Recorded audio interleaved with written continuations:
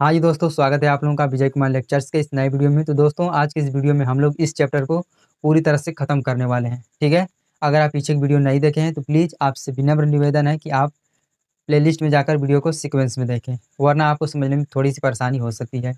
ठीक है, तो आइए वीडियो को स्टार्ट करते हैं। देखिए, आज के इस वीडियो में हमें पढ़ना है गोलीय दर्पण के बारे में और पार्श्व उत्क्रम के बारे में। ठीक है दोस्तों, तो देखिए, सबसे पहले हम लोग परिभाषा को देखते हैं गोलीय दर्पण का।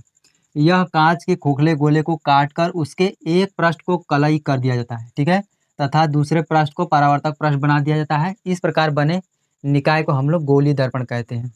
चित्र के माध्यम से समझिए। देखिए, ये कोई खोखला कांच का गोला है, ठीक है, ठीक है। इसको हमने ऐसे काट दिया, यहाँ पर कुछ ऐसा बन जाएगा, ठीक है। इसके अंदर वाले भाग को या बाहर वाले भाग को हमने कलई कर दिया है, ठीक है दोस्तों। इस प्रकार बने निकाय को हम लोग गोलीय दर्पण कहते हैं। ठीक है दोस्तों, तो ये होता है आप लोगों का गोलीय दर्पण। ठीक है, देखिए, गोलीय दर्पण के प्रकार समझेंगे। गोलीय दर्पण दो प्रकार का होता है, एक होता है उत्तल दर्पण और एक होता है अवतल दर्पण। ठीक है दोस्तों, आज के इस वीडियो में हमें रट लेना है कि गोलीय दर्पण दो प्रकार का होता है, एक होता है उत्तल दर्पण और एक होता है अवतल दर्पण। ठीक है दोस्तों, इन दोनों के बारे में हम लोग अगले चैप्टर में बहुत ही अच्छी तरह से बात करेंगे। ठीक है दोस्तों, अब हम लोग समझेंगे पार्श्व उत्क्रमण। ठीक है दोस्तों, तो देखिए, जब हम समतल दर्पण के सामने खड़े होते हैं तो हमारा बायां हाथ प्रतिबिंब में दायां हाथ दिखाई देता है, ठीक है। इस प्रकार समतल दर्पण में प्रतिबिंब का पार्श्व बदल जाता है। इस प्रकार समतल दर्पण में पार्श्व बदलने की घटना को हम लोग पार्श्व उत्क्रमण कहते हैं। ठीक है दोस्तों, जब हम लोग किसी दर्पण के सामने खड़े होते हैं तो उसमें हमारा प्रतिबिंब बन जाता है। ठीक है दोस्तों, तो प्रतिबिंब में आप लोग देखते होंगे, जहाँ पर हमारा लेफ्ट हैंड होता है उसके सामने आप लोगों को दिखाई देता होगा राइट हैंड। ठीक है दोस्तों, जहाँ पर हमारा राइट हैंड होता है उसके सामने आप लोग देखते होंगे तो वहाँ पर आप लोगों को लेफ्ट हैंड दिखाई देता होगा। ठीक दोस्तों, इसी को हम लोग कहते हैं पार्श्व उत्क्रमण। उम्मीद करता हूँ दोस्तों कि आप लोगों को समझ में आया होगा। समझ में आया है तो वीडियो को लाइक कर दीजिए, चैनल को सब्सक्राइब कर लीजिए और बेल आइकन को प्रेस कर दीजिए और इस वीडियो को ज़्यादा से ज़्यादा शेयर करिए ताकि हमें मोटिवेशन मिले और भी हम आगे वीडियो बनाते रहें। ठीक है, तो फिर मिलते हैं अगले वीडियो में, तब तक के लिए धन्यवाद दोस्तों।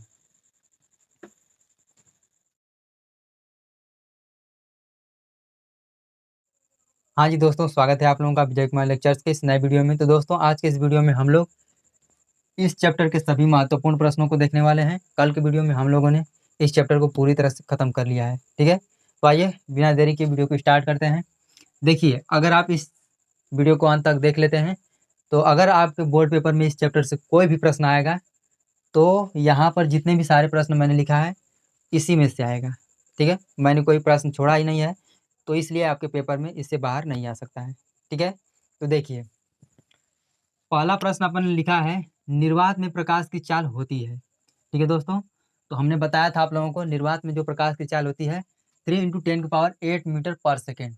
ये सी ऑप्शन आप लोगों का सही हो जाएगा। ठीक है, प्रकाश की तरंग दैर्ध्य परास होती है। ठीक है दोस्तों, क्या होता है 4000 से 8000 एंगस्ट्रॉन के बीच। तो यहाँ पर आपका पहला आंसर सही हो जाएगा।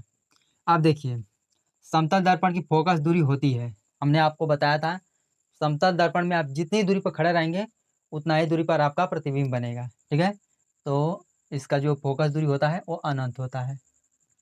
ठीक है, अब देखिए, अगर आप इन सभी प्रश्नों को ध्यान से पढ़ लेते हैं तो आप लोगों का इसमें से बहुविकल्पी प्रश्न भी फंस जाएगा और आपका थ्योरी भी फंस जाएगी। ठीक है दोस्तों, तो देखिए, पहला प्रश्न इसमें है प्रकाश को परिभाषित कीजिए। ठीक है, उसके बाद है प्रकाश के 5 गुण लिखिए। ये सभी महत्वपूर्ण प्रश्न हैं, इनको आप लोग जरूर याद कर लीजिएगा। ठीक है, तीसरा प्रश्न है प्रकाश किरण को परिभाषित कीजिए, लेकिन चित्र सहित बोला है। ठीक है दोस्तों, तो जब भी आप लोगों के बोर्ड पेपर में ऐसा प्रश्न आए तो सबसे पहले आप लोग डायग्राम को बनाइएगा, उसके बाद आप लोग परिभाषा को लिखिएगा। इस तरह से आप लोगों को थोड़ा सा सुविधा होगा आप लोगों को रचना करने में। ठीक है दोस्तों, तो देखिए, चौथा प्रश्न है प्रकाश के परावर्तन को परिभाषित कीजिए। ये मोस्ट इंपॉर्टेंट प्रश्न है क्योंकि इससे प्रश्न आप लोगों के बोर्ड पेपर में लगभग हमेशा आते हैं। ठीक है, अब देखिए, नियमित तथा अनियमित परावर्तन को समझाइए। ये भी प्रश्न अच्छा है। ठीक है दोस्तों, देखिए, छठवां प्रश्न है दीप्त तथा अदीप्त प्रकाश स्रोत को समझाइए। ठीक है दोस्तों, अगर आप इन सभी प्रश्नों को अच्छी तरह से पढ़ लेते हैं तो आप लोगों का बहुविकल्पी प्रश्न भी बन सकता है इसमें से। ठीक है, अगर आप पढ़े रहेंगे तो आप बहुविकल्पी प्रश्न का जवाब आराम से दे सकते हैं। अब देखिए 7वां प्रश्न है, प्रतिबिंब क्या है? वास्तविक तथा आभासी प्रतिबिंब में अंतर आपको स्पष्ट करना है। ठीक है, तो आप लोग अंतर स्पष्ट कर ही सकते हैं। 8वां प्रश्न दिया गया है, यदि किसी समतल पृष्ठ पर आपतित किरण अभिलंब के साथ 60 डिग्री का कोण बनाती है। ठीक है दोस्तों, प्रश्न को आप लोग ध्यान से पढ़िएगा और उसको समझने की कोशिश करिएगा। ठीक है, यदि किसी समतल पृष्ठ पर आपतित किरण अभिलंब के साथ 60 डिग्री का कोण बनाती है तो परावर्तित किरण अभिलंब के साथ कितने डिग्री का कोण बनाएगी? ठीक है दोस्तों, तो मैंने आप लोगों को परावर्तन के टॉपिक में समझाया था कि जब कोई प्रकाश किरण किसी चिकने पृष्ठ से टकराती है तो पुनः उसी दिशा में चली जाती है। लेकिन मैंने आप लोगों को ये भी समझाया था कि आपतन कोण जो होता है वो परावर्तन कोण के बराबर होता है। ठीक है, आपतन कोण आपतित किरण और अभिलंब के बीच बना होता है और जो परावर्तन कोण होता है अभिलंब और परावर्तित किरण के बीच बना होता है। ठीक है, तो यहाँ पर साफ साफ दिया गया है आपतित किरण और अभिलंब के बीच 60 डिग्री का कोण बन रहा है। ठीक है दोस्तों, तो हमें बताना है परावर्तित किरण और अभिलंब के साथ कितने डिग्री का कोण बनाएगी।